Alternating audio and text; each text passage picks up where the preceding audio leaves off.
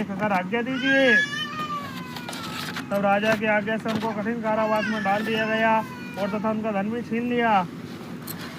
द्वारा उनकी पत्नी पर बहुत दुखी हुए, जो घर पर धन रखा था बात चोर चुरा कर ले गए। शारीरिक व मानसिक पीड़न का भूख और प्यास अति दुखित और अन्न की चिंता में कलावती एक ब्राह्मण के घर गए।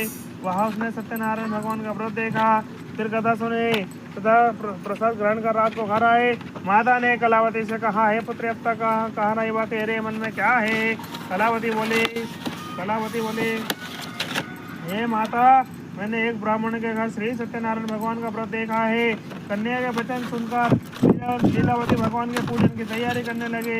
लीलावती ने परिवार और बंधुओं सहित श्री सत्यनारायण भगवान का पूजन किया और वर मांगा कि मेरे पति और दामाद शीघ्र आ जावे। साथ ही प्रार्थना की कि हम सबका अपराध क्षमा करो। सत्यनारायण भगवान इस व्रत से संतुष्ट हो गए और राजा चंद्रकेतु को सपन में दर्शन देकर कहा, हे राजन, दोनों वैश्यों को प्रातः छोड़ दो और उनका सब धन जो तुमने ग्रहण किया है वह दे दो, नहीं तो तेरा राज्य धन सब पुत्र नष्ट कर दूंगा।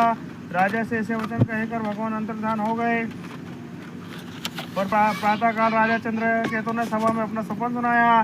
फिर दोनों बड़े पुत्र को कैद से मुक्त कर सभा में बुलाया। दोनों ने आते ही राजा को नमस्कार किया। राजा मीठे वचनों से बोला, हे महानुभावो, भाग्यवश ऐसा कठिन दुख प्राप्त हुआ है, अब तुम्हें कोई भय नहीं है। ऐसा कहकर राजा ने उनको नए नए वस्त्राभूषण पहनाए तथा उनका जितना धन लिया था उससे दुगना धन देकर आदर से विदा किया। दोनों वैसे अपने घर की ओर चल दिए। श्री सत्यनारायण भगवान का कौन सा अध्याय हुआ भैया? अभी सो गए क्या? सत्यनारायण भगवान की जय।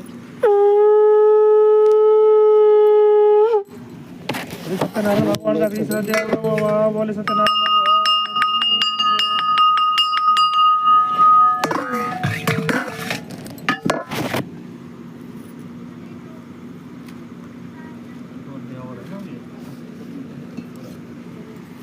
कंडा तैयार है, कंडा भी है ना, बोला जब बिल्कुल